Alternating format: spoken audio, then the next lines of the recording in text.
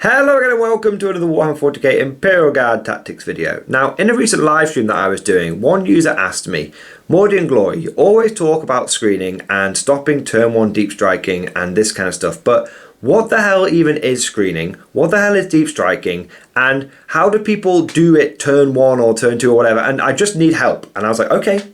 Fair enough, don't worry fellow conscript, I will help you. So today guys, we're going to be doing a video where I cover all things screening. By the end of this video, you should be a screening expert.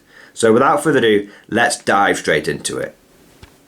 So firstly, what the hell is screening? What is this term screening? And by the time I end this video, I'm going to be sick of saying that. It's going to sound like it's not even a word anymore. You know when you say a word so many times that you stop even thinking you know what words are and language and you question your whole existence?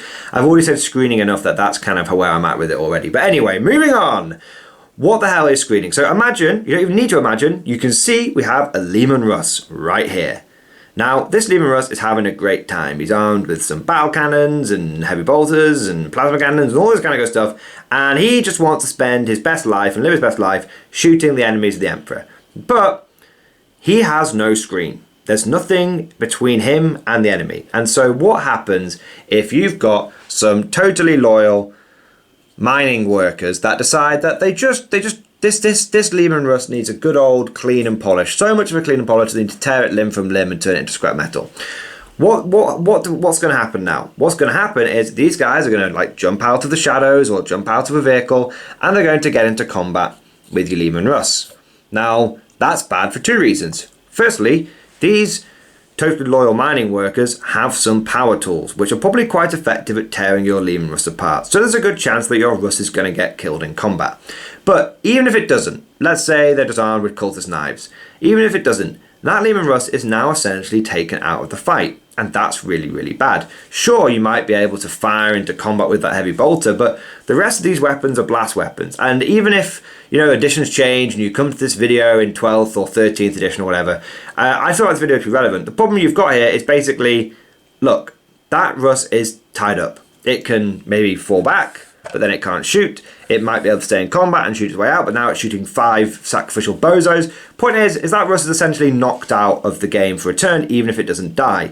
Now, we don't know how many turns there might be in future editions of the game, but right now there are 5 turns in 40k, which means if this Leman Russ isn't firing for 1 turn, it has literally lost 20% of its firepower for the whole game. It's basically massively less efficient, massively less able to do what it wanted to do, and overall it's not living its best life anymore. Now it's having a sad time. All of this could have been avoided if we had a screen. So let's take a look at screening right now. What's the most simple form of screening? So here we have your standard template construction Imperial Guard screen, the infantry squad.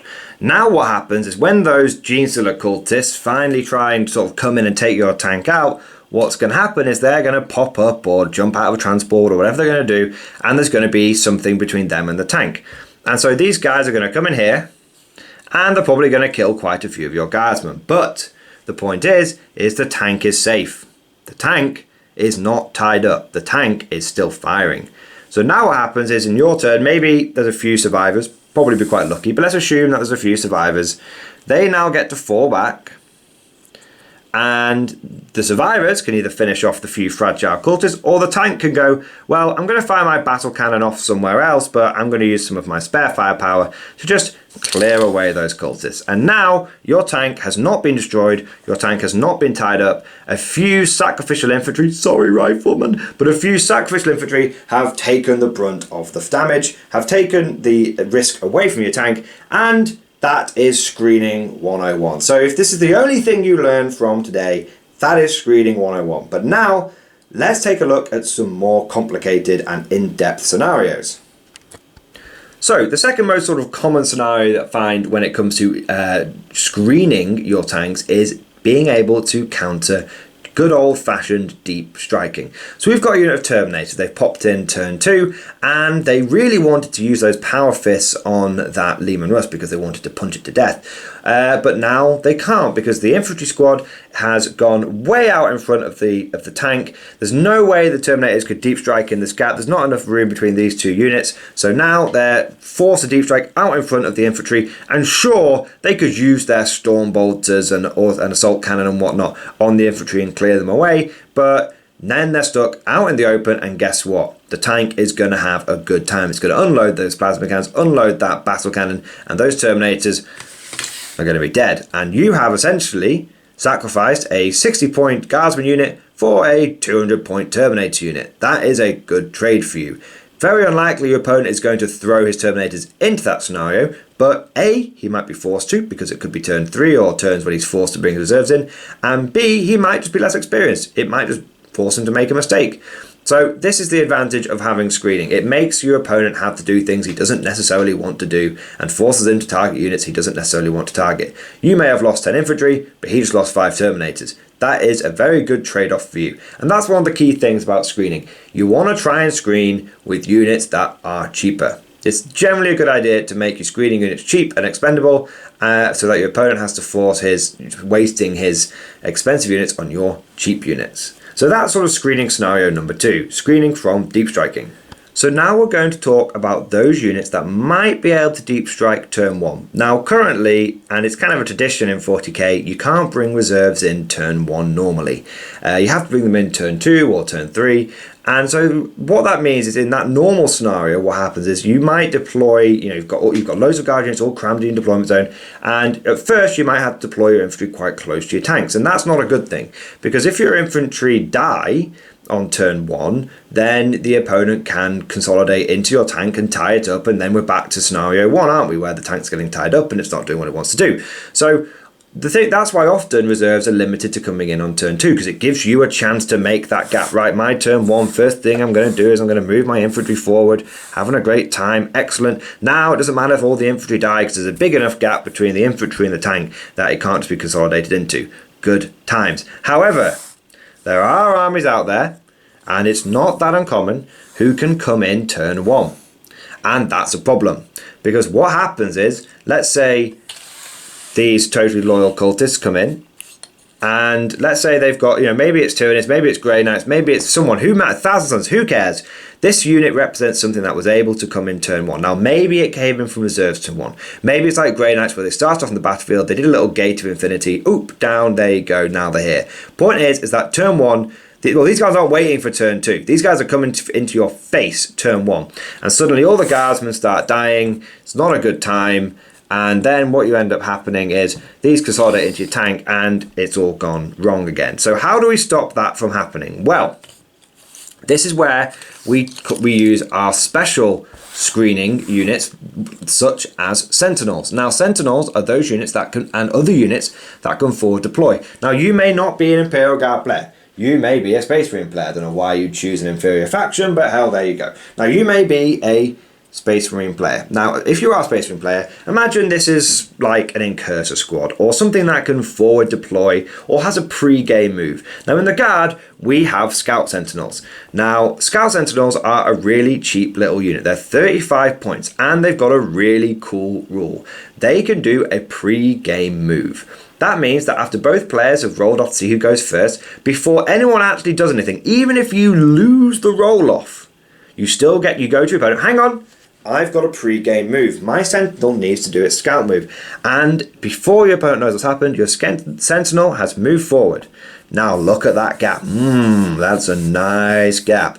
That's really important because now these units that wanted to come in here, and the Sentinel's so far forward you can barely get the units on camera. These cultists that wanted to come in here and charge through your guardsmen, kill them all and tag the tank, they can't do it. Because even if they kill the Sentinel, they can't consolidate far enough forward. They're left out in the open, and oh boy, that tank is annoyed that his little Sentinel friend is dead, and he's going to kill them all. Or some other unit, some other spare. Maybe there's a unit of guardsmen here that just shoot across and then kill the cultists. Either way, those cultists haven't done what they wanted to do. So that's why Sentinels are really, really good units. I know a lot of people will say, oh, Sentinels, why'd you put those in your list, Mordian Glory? You're such a noob, such a scrub, get good and all that kind of good stuff. But I really like Sentinels because I can count on more, in fact, I can't count above 5 because I'm an ogre and I've not had my bonehead surgery yet, but I can count 2 hands worth, whatever that might be, some unknown number above 5, the number of games that I have just flat out just won in the last 6 months. Because my opponent's tactic was, I'm going to get in your face turn 1 and screw you over. And I've gone, well, bully boy, I've got 3 sentinels. You're not getting anywhere near me. And so my opponents were just like, oh, well, that's really screwed me over. And they had to, so either they come out and they try and do their turn 1 deep strike and they do it against units that don't want to do it and they kill the sentinels left out in the open and they're dead. Or they don't do it, in which case their whole plan is screwed. They're on the back foot, they're having to work on the fly, and I'm not, because I'm operating to my plan and my secondaries, I know exactly what I'm doing, and my opponent's having a bad time, and I'm having a good time, and that means I win, and I have games, and that's the tournament, and then I conquer the world, and I become the #1 guard player on BCP, and well, none of that actually happens. But the point is that I actually win the game thanks to the fact that I had a little 35-point sentinel. So that is how you stop turn 1 deep striking, and that is what turn 1 deep strike is. It's those units, maybe it's Thousand Suns and they've got whatever the dark matter crystal's called these days, and they can break the crystal and they can fly across the board turn 1 with a unit of 10 Scalp Cult Terminators, and then they can teleport another unit of Scalp Cult Terminators. Maybe it's Grey Knights that can do it, maybe it's Gene Cult that can do sort of pre-game moves, all this kind of stuff, and they can get into your face turn 1. Point is that if you've got a little cheeky sentinel, then you can deny a lot of those turn 1 deep striking scenarios, which is really, really good. So that's why sentinels are really powerful, and that's kind of one of the key things, one of the more advanced lessons that I take away from this video, which is, you know, we've learned about basic screening now, we've learned about how you can use screening to screen out normal deep strikers, but these turn 1 deep strikers, they're a little bit more complicated, and if you don't have the tools in the toolbox to deal with them, then they're going to put you on the back foot, and you're going to spend the whole game reacting rather than, you know, being proactive and making your opponent react to you. So this is why I really, really like sentinels. And so that is kind of the more complicated way and sort of the final main thing when we're talking about screening and how to counter deep strikers. So the very last thing I want to talk about is unusual screening units. Let's say you don't have a lot of infantry. Let's say you're a mechanized player. What do you do then? I've only got tanks, Mordian Glory. What happens? Well, in that scenario, you use your tanks to screen your tanks. And so you can screen whilst you screen, you can tank whilst you tank, or whatever the exhibit wants to say. You use tanks to screen tanks. And that's really, really important, because essentially you've got a Chimera here. It's a tank, and it's got decent firepower, but it's not got the same firepower as L. Lehman Russ over here. And so if one unit's going to have to die, sorry Chimera, but you're going to be the first on the chopping block. So then you use your tank, the cultists come in, or the Terminators come in, they munch the tank, or maybe they just tie that tank up. You don't care, because then this guy goes beep, beep, beep, reverses, and his mate, the L. Lehman Russ, blows these guys up. So you can screen tanks with tanks. When I'm running a mechanized list, I run 6 Chimeras, and then I run about 6 other vehicles, be they Lehman Russ's artillery pieces. And so I can make a nice line, almost an iron wall, if you can imagine, Chimera after Chimera after Chimera. And I could make a nice line across the battlefield. That means you ain't getting through my big old metal screen of Chimeras. So Chimeras are the first one. Now, you might also be in a scenario where your infantry is more precious to you and you need to be screening your army with other tanks. And there are certain tanks out there which I call bruiser tanks, other units out there called bruiser units. Now, again, you may not be playing guard in this scenario, you might be playing Marines. In that case, imagine, you know, something like a Dreadnought. Dreadnoughts, you know, with a combat weapon or something, they don't mind being tied up. Imagine like a Redemptor or something. That bad boy doesn't mind being tied up in combat because he's going to punch his way out. Now, for the guard, I like to use these Lehman Russes with Demolisher Cannons with Triple Heavy Flamer as my bruiser tanks, as my tanks that are going to go out there and are going to be a real nuisance. Because what happens in this scenario is your opponent goes, my foolish, inexperienced, naive guard player, he's come in and he's brought 2 Lehman Russes and he's put one in front of the other. What a fool! I will now school him. And he comes in and he deep strikes in and he ties this Lehman Russ up and he thinks he's done a great job. And my Lehman Russ goes, no, you are the fool, Mr. Gene Cult, because I've got Triple Heavy Flamer on my Lehman Russ. So what's going to happen is your little scraggly unit charges in, maybe they do a bit of damage, I don't really care. You know what? I'm not going to fall back. I'm going to sit in here and I'm going to flame your nuts off. And so then these guys all get burned to a crisp, and the Lehman Russ is there. And as in the edition we're in right now, this may change in the future, be just aware of that if you're watching that in a future video.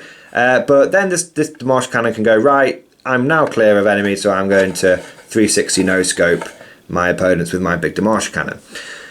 And so that is the advantage of sort of the other way you can screen. If you've got units that not every unit that is in the screen necessarily is going to die. Some of them are happy to get charged and to sort of sit in combat and just flame or punch or whatever their way out. You can use almost anything to screen as long as it's either tough enough to take the hit on the chin or it's sacrificial enough that you don't care if it dies. So very last thing to mention, when I'm playing my Black Templars, I tend to actually, when I'm running, I tend to screen my army with a big old unit of Crusaders, like big 20-man squad, be it Primaris or not. And why I screen with that big 20-man unit is, if the opponent dives in on that unit, well, they're going to find very quickly that 20 Primaris Marines with all of the buffs on them is actually a really difficult nut to crack. They bounce off, and then that Primaris squad, it might have lost 5, 6, 7 Marines. It doesn't care. It's going to start chopping and chopping and chopping until all the enemy is dead. So you can see how this tactic is very viable for Guard, but it's totally viable for any army. This isn't just an Imperial Guard tactic. You know, screening is important for every army, no matter what faction you might collect. Now, before we go, guys, I want to say a thank you to all of the channel members and Patreon supporters. It's thanks to the generous support from the channel members, from the Patreon supporters, that the Morning Glory channel is still going, and that not only is still going, it's going from strength to strength. So huge thank you to everyone who's a channel member and Patreon supporter. And I just want to do a quick shout out for our latest joinees. So huge thank you to John Stubbs, Tom from Discord, Yao Grimnar, Gankistani and Kerbal Haberstern for being bosses and becoming channel members. Thank you guys, I really appreciate you doing your part. And I also want to say thank you to the latest Patreons as well. Timber de Jägermeister, Jesse Cashman and Nick Walsh. And I want to say a special thank you to Nick Walsh because he's signed up at the top tier level Lord General. Very, very generous, really, really appreciated. Very humbling in fact. And I want to say a personal heartfelt thank you to all of our top tier Patreon supporters. So Nick Walsh, absolute legend, August Varney, John Stubbs, Swordfish Trombone and Diesel Fox. All of these guys are signed up as either Commissars or Lord Generals, and it's just absolutely fantastic. I can't believe just how generous you guys are, so massive thank you. I hope you appreciate it. I hope you know how much I really appreciate your support, so huge thank you. But we'll leave it there, guys, so I hope you enjoyed today's video, and of course I'll see you guys next time.